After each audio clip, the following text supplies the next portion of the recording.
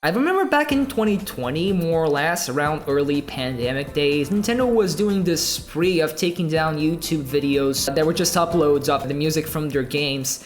And back in the day, people would ask in response to that for Nintendo to do some kind of official release for their songs so people could listen to them without having to, import this from Japan or something.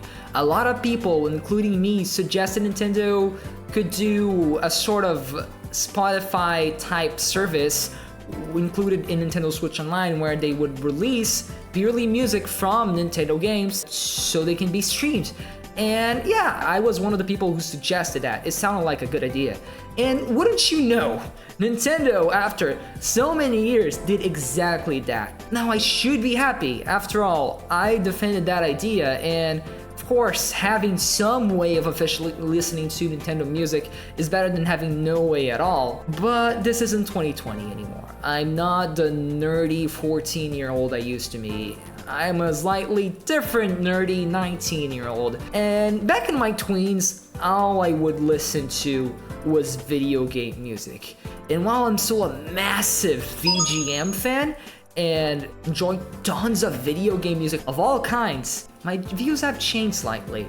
Back in the day I was a stereotypical dork. I wasn't properly introduced to any music I had actually enjoyed outside of, video games and anime and that kind of media. Back then, 90% of my playlist was already Nintendo music, so the app Nintendo Music would have probably become my daily driver for listening if it had come out back in the day. Now, don't get me wrong, if you look at my playlist now, it's still substantially filled by video game stuff, anime stuff, and all that kind of nerdy shit. Arguably, it's probably even like the majority of my playlist. But I've matured, and now I'm more open to listen to all kinds of different music out there. I enjoy rock, I enjoy hip-hop, I enjoy jazz, a lot of different stuff. And of course, all these genres are encompassed by video game music as well, but you gotta open yourself up to more than just a singular source for your music. What I did was look for music that had similar styles to the songs I already enjoyed from video games and the like,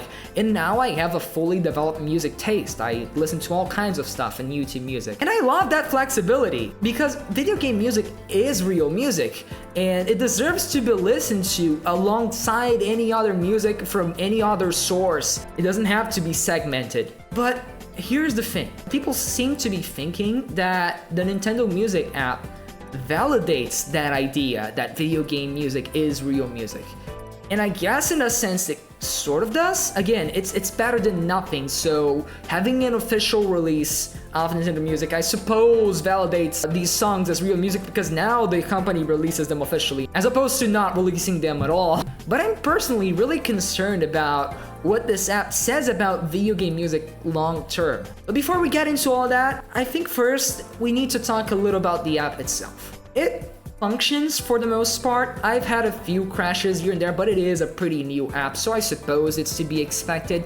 It runs decently well, and it has a bunch of neat little features. One that people seem to be praising a lot is the ability to extend most songs that, usually loop in games, so you can listen to them in like 10-minute versions or 15-minute versions or 5-minute versions or 30-minute versions, and it's all done through a menu like seamlessly. You can also choose to avoid spoilers, which is really cool.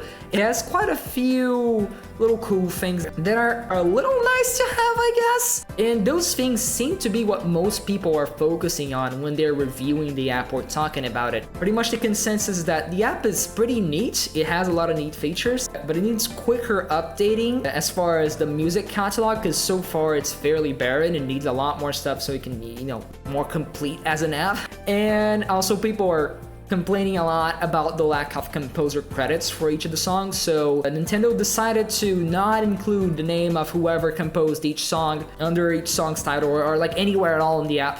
And this complaint specifically, I do agree with it, but I think it's symptomatic of a bigger issue that we're gonna explore a little bit more in a bit. There's this one tweet by Ultima where he joked about the app when it first came out, that it was, huge day for people who can't tolerate rap music.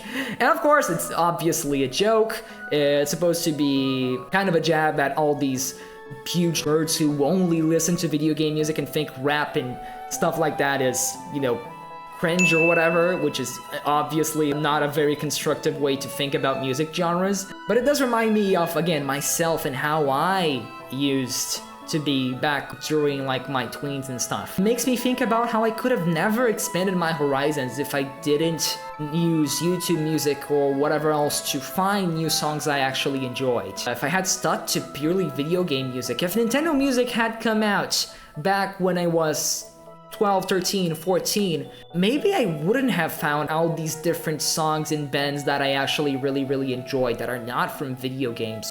I still feel there's a chance I could have possibly jumped to YouTube Music or Spotify or whatever, because stuff like Sonic soundtracks are still available normally through the typical streaming services. And then I grew up enjoying a lot of different fan-made covers for video game songs. Stuff like God Battle and Sing the Rain Music, Falcony, Family Jewels, and a lot more. And those were also mostly available on YouTube and streaming services as a whole. But still, even if my theoretical past self wouldn't have stuck to Nintendo Music exclusively, I still feel like it's a very limiting app for what it is. Here's the thing, despite being better than nothing, I don't think Nintendo Music necessarily helps against the VGM is not real music argument that people seem to make without much basis at all. Let's look at different music streaming apps and see how they're different from Nintendo Music. Unlike most video apps like Netflix or Hulu or Disney Plus, music streaming apps aren't necessarily monopolized in the same way, which means that the same Miley Cyrus you listen in YouTube Music will be the same one that you listen to in Spotify and on Apple Music or whatever else you listen to your songs. If you want to find a song, it's likely available in all the big streaming services. Most people just use one music streaming app. Like again, I use YouTube Music, mostly because I already pay for YouTube Premium, but I know a lot of folks who use Spotify, I know quite a few folks who use Apple Music. It's like, people generally just tend to stick to whichever one and just use that, because it works the same. And now I understand that unlike those streaming services, Nintendo Music is basically free because it's already included in Nintendo Switch Online, which, you know, is already the thing most of us Nintendo fans are already paying for. And despite this meaning that, you know, we can just keep the app downloaded and just use it once in a while and doesn't have to interfere with any other music apps that we use, I'm really puzzled as to how Nintendo expects us to go out of our way to keep using this app actively when we have the option of using other streaming apps. Because Nintendo Music markets itself as a Spotify-like experience, but it really can't be one. Exactly because it doesn't have this vast library of every single song everybody has heard of, pretty much. It's limited to purely Nintendo, so of course if you're gonna choose to listen to music, whichever song, you're likely to prioritize the app that has like most songs ever, including fan-made covers of video game music as well that are usually in those apps as well, if not official soundtracks for most games too. Nintendo Music does have the option of creating playlists and even a few pre-made ones to sort of give that illusion of Spotify-like functionality, but it can't really appeal to, well, mostly anyone as a proper music app. For people who don't care about video game music in general, they probably don't even pay for Switch Online. And even if they do, again, might as well just use their other music apps to listen to what they would consider to be real music. The existence of this app by itself does little to nothing to show random people why video game music is real music that's worth listening to. And for video game music enthusiasts such as myself, and probably you too listening to this video, we already like to treat video game music as part of, you know, the greater compendium of music as a whole. We like to listen to it alongside other types of music. We like to listen to covers. We like to listen to music from non-Nintendo games or even from games that simply aren't included in the app yet. By this point, most of us are already used to looking for these songs on YouTube, and God knows our reaction if Nintendo actually goes ahead and removes every single Nintendo song from YouTube permanently. Even as just a pure matter of convenience, it just doesn't make sense to go ahead and open an entire different app. We're not used to do that for music, and it's not because a few Nintendo songs are exclusive to the Nintendo app that we're suddenly gonna switch around our entire music listening routine just for that. so it just doesn't appeal to anyone beyond maybe, you know, kids who have their Nintendo Switches and only know to enjoy video game music. I remember Spotify Wrapped just came out recently as of this recording, and there was this one tweet by Coral where she joked about how a lot of her raps were just Kendrick Lamar and Sega's sound team. And you know, it's mostly a joke because we're so repetitive and like a lot of us like the same thing if we're in the same sort of circle. But just having video game music in Spotify Wrapped and that being a point of discussion and being, you know, something that we can make jokes out of, that, oh, so many of us Sonic fans have Sega sound team in our Spotify Wrapped. I wonder why. It just goes a long way into validating video game music as proper music you can just listen to alongside every other song you enjoy. Just look at my YouTube music recap for this year. It's like fucking 75% Sonic and Guilty Gear. In YouTube music, I can sandwich Nemona's theme from Pokemon Scarlet and Violet with two random 2000s rock songs in the same playlist, and it works and it makes sense. I'm allowed to do that because it's just music with similar styles that I like. Doesn't matter that it's from a video game. If we want video game music to be validated, shouldn't we include it in the same conversation as other music? We're free to separate music by style, by vibe, what have you, instead of separating by whichever product they happen to come from or be included in. After all, video game music nowadays is so much more than just bleeps and bloops. It has so many different genres, so many different styles. Again, the Nemona theme example, it works because that's like an energetic sort of pseudo-rock electronic song. And it mixes well with other rock songs if I put it in the same playlist. It works. It has similar vibes, so I can do that. It doesn't matter that it's from a video game. Now, why is Nintendo deciding to do this? To release this exclusive app when they could have just released these songs normally through albums in Spotify and YouTube Music and all the other streaming services? Well, one could chalk it up to Nintendo just being Nintendo. You know how they made Miiverse instead of doing proper social media integration in the Wii U and 3DS, how they just like to do their own weird thing in their own weird way. But honestly, I think there's a bigger issue at play here. Ever since the Mario movie came out, more or less, I've been noticing a sort of, I guess, Disney-ification of Nintendo, pretty much. This is a whole topic that could make a video by itself, but I feel like Nintendo's been getting awfully comfortable since the Switch became the huge success that it currently is. And the tight-knit, fan-focused Nintendo that we saw during the admittedly very desperate, very dry Wii U days has been switched for a very mass market-focused one. And not in the same way as the Wii, where it was trying to attract a casual audience for the sake of including families and bigger groups of friends into play sessions and the like. It's more so in selling Nintendo franchises and the wonderful world of Nintendo, quote unquote, as these sticky franchises. You know how you can go to any shopping mall out there and see like a bajillion Mickey Mouse themed t-shirts. I feel like I'm seeing Nintendo trying to push their franchises and their brands in a way that's very, almost, I wanna say, insular. Where if you're a Mario fan, you're gonna keep buying the Mario merch and you're gonna buy every single new Mario game that comes out because it's Mario. We don't really have to be ambitious because you like it because it's Mario and you're gonna buy it anyway.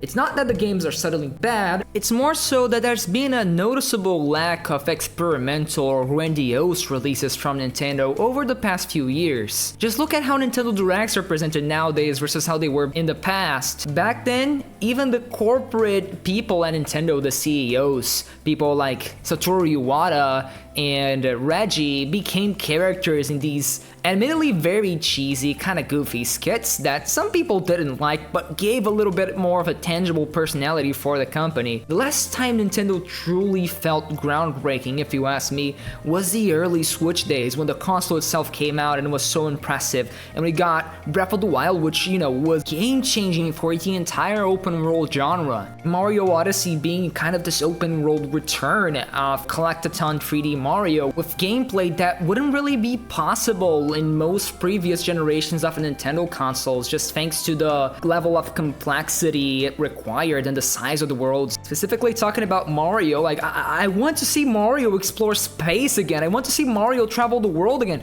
If Ratchet & Clank on PlayStation can deal with alternate dimensions, why can't Mario as well? Talking about Zelda and Mario specifically, which are Nintendo's biggest franchises, we did get Tears of the Kingdom and Mario Wonder, but if you ask me, while each has its own, quirky gimmicks, and were definitely well made and really polished as just technical, complete products, they were still kinda safe and derivative if you look at the game's core designs themselves. As far as Nintendo's first-party franchises go, the one I've been enjoying the most lately, as far as how they've been handled, is probably Splatoon. But still then, that is like the most comically derivative series of them all. At least like Splatoon has, crazy lore and kind of justifies being derivative by being just, a multiplayer game. Even Nintendo's second party studios, which do suffer from having less budget and therefore not being the forefront or being able to experiment so much with, sweeping new ideas, have been trying more new things than first party Nintendo itself. Pokemon just released its first truly open world game in the last 2 years. Kirby finally made the jump to 3D and continues to have some insane fucking lore. Remember when Nintendo just randomly made a Kid Icarus soft reboot for the 3DS and it was literally one of the best games they ever made? Remember when they kind of accidentally made the best control scheme for shooters on consoles? Meanwhile, look at Mario now, releasing like a bajillion games in a year to capitalize on the movie's release, and yet the most interesting and grand of those games were remakes of old-ass RPGs. Even the Switch 2, that's been, rumored and sort of leaked already, looks very safe. It seems to be just a bigger Switch with better specs. They're choosing what to release purely based on what would be best to market a brand that now has a theme park, that now is a movie franchise, that now has its own music app. Nintendo's, of course, always been sticky with their franchises. They always wanted you to get super invested in them. That's why people like me and probably you exist, People who are just kind of crazy about Nintendo. We love Mario, we love Zelda, and we can't shut up about them for whatever reason. But it really feels like Nintendo has been weaponizing that investment and nostalgia in their franchises in a way that feels a lot more cynical and corporate than ever.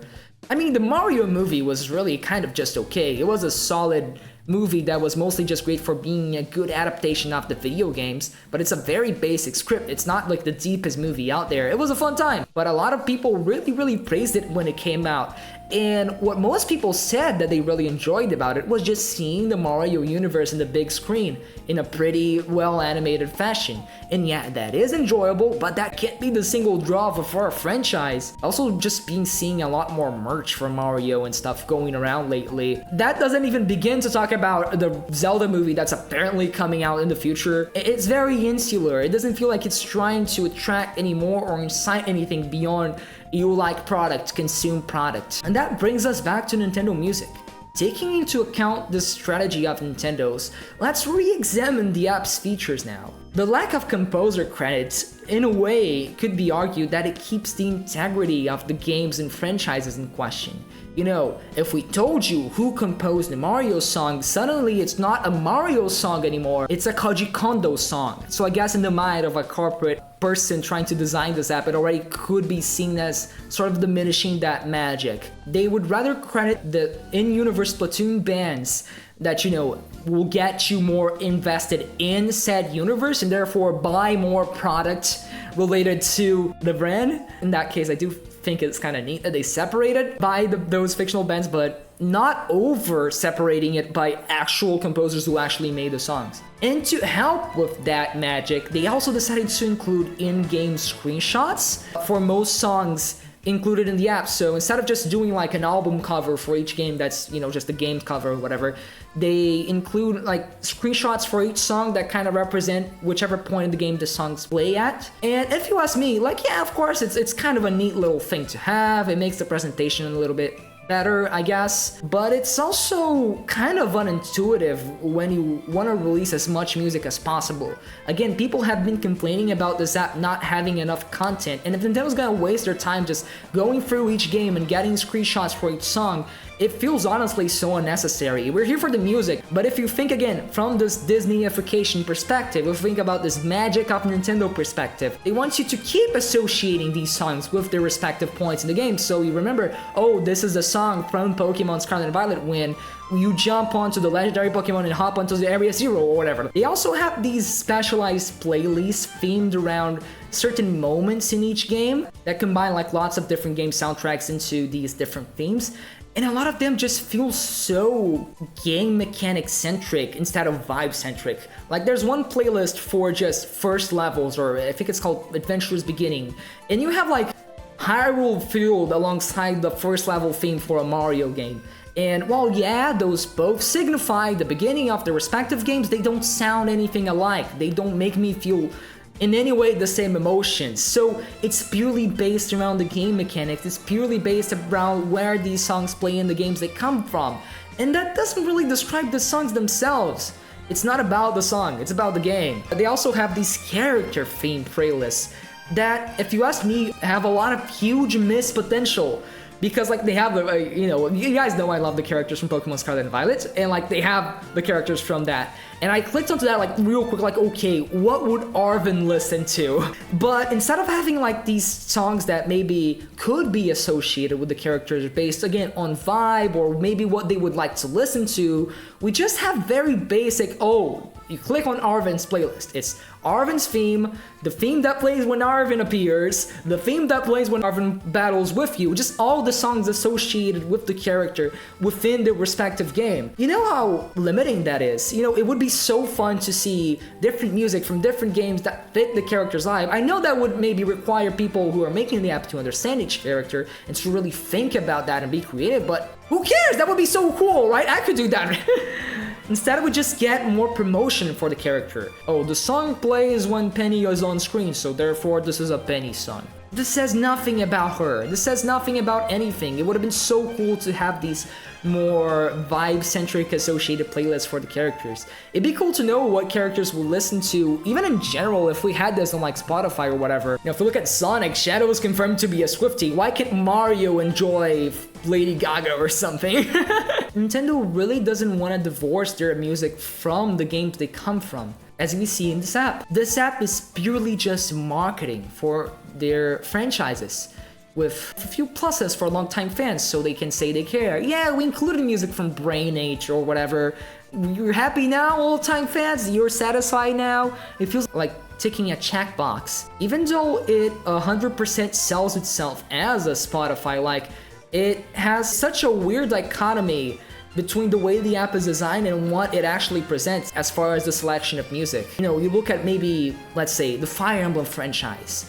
They have the entire soundtrack for Fire Emblem 7 from the Game Boy Advance, but they have nothing from like the newer games that have like all the good songs people actually really like, you know, like they have no Shadows of Valentia, they have no Fire Emblem Fates, Fire Emblem Awakening, Fire Emblem Three Houses. Like speaking of Fire Emblem 7, like if you go into the current like random auto-updating workout playlist or like energy playlist that Nintendo separates there, one of the first songs that appeared for me when I tried doing that was like this generic ass short battle theme from Fire Emblem 7.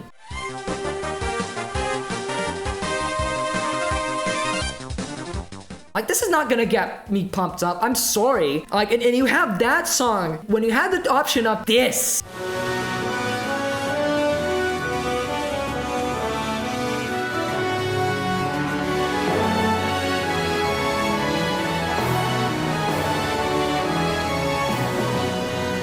Or this. And though I am gone, just ash in the wind, one life surrendered so yours can begin. Courage, my children, listen. Or even this.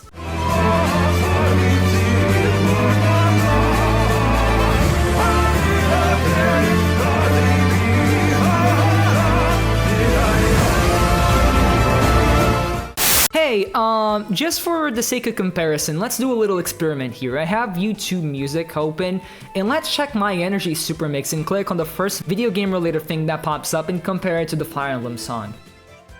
Get up to rock, get up to burn, stand with the pride and burn for your desire.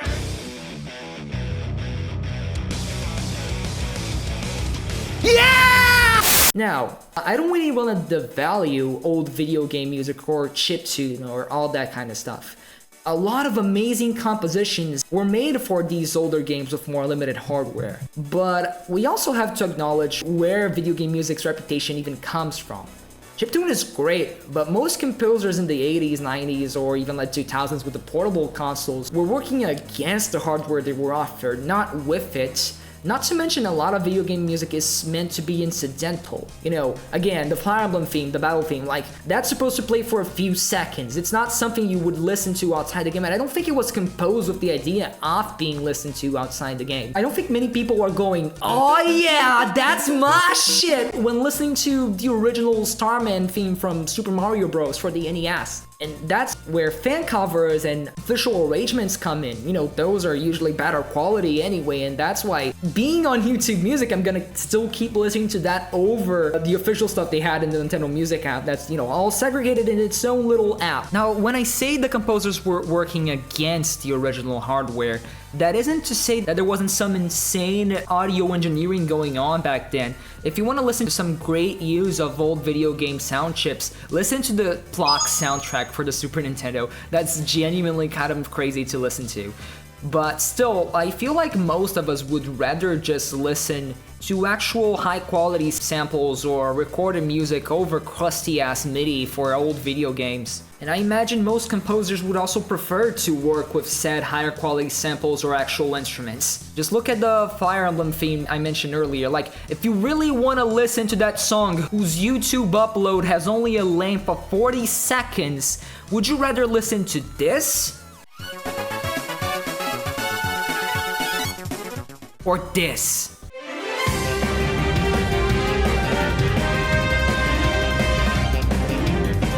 Having this old Nintendo music is good for archival or for whoever wants to listen to it purely for nostalgia, or, you know, like, yeah, you know, sometimes you may be in the mood for an NES tune, like, it's fine. But again, it is fairly situational, it is fairly niche. But again, that doesn't really match the Spotify presentation of the app. As, you know, an app that you would listen to normally just to listen to music instead of something you would go to occasionally to listen to a specific song from a specific game. Nor does the release method really match that either. While it's more frequent than something like Nintendo Switch Online's retro game offerings that come out just every few months, we've been seeing new songs every week or every few weeks from Nintendo Music. That's just not how we release music. OSTs usually come out around a month after the game itself releases, and these usually physical discs are the only legal way to listen to said music. Unlike old games, it's not something you can just play somewhere else. Like, okay, we can wait for you to release, I don't fucking know, Donkey Kong Country 3 for NSO, because that took forever to come out, because yeah, I could still play it on my Wii, I could still play it on an emulator, I could still play it on my SNES. Now, if you want me to listen to your songs officially, release those songs, right? If you want me to release to them in a legal way that you approve of, do it. Okay, you have the app, but if you're gonna release these songs like bit by bit by bit by bit, so you can market each game as they come out, like, that's just gonna take forever. That's just not gonna suffice. This release method just means that some insane bops are missing. Like, some of my favorite Nintendo songs are like from the Xenoblade series. Those had some of my favorite video game soundtracks ever. They don't have a single Xenoblade song in there. But Nintendo isn't picking these soundtracks based on how many bops they have. They are picking them by how marketable they are, and Xenoblade, which is already a fairly niche RPG franchise, one that currently has no releases, you know, that came out recently, and it's gonna be a while until the next one next year. Nintendo doesn't have a reason to release any Xenoblade tracks now for the app, so they didn't. You know, it's a marketing thing. A funny omission I did notice was actually the credits theme for Pokemon Scarlet and Violet, Celestial. That song is performed by popular pop artist Ed Sheeran, so I guess they didn't include that because probably they had some legal issues involved. and maybe it's more so an Ed Sheeran song than a Pokemon song. But the idea that they didn't include the song purely because it's too real of a song to be in the Nintendo Music app just kind of proves my point, right? They could not have an Ed Sheeran song in the Nintendo Music app, even if it is in the soundtrack for the game that you included in the app already. Come on, it's a Pokemon song. Ed Sheeran causes a degree of separation between the song and the game itself, and as we already established, Nintendo doesn't want separation between the songs and the games in these apps. So there you go, we ain't having it. But you know what doesn't need to be separated? You and my future content. That's right, because that's all I wanted to talk about today. So if you enjoyed this video, make sure to subscribe to the channel so you don't miss out on any future videos about video games, about music, or whatever else I want to talk about in the future. Make sure to give this video a like if you enjoyed it, and see y'all next time!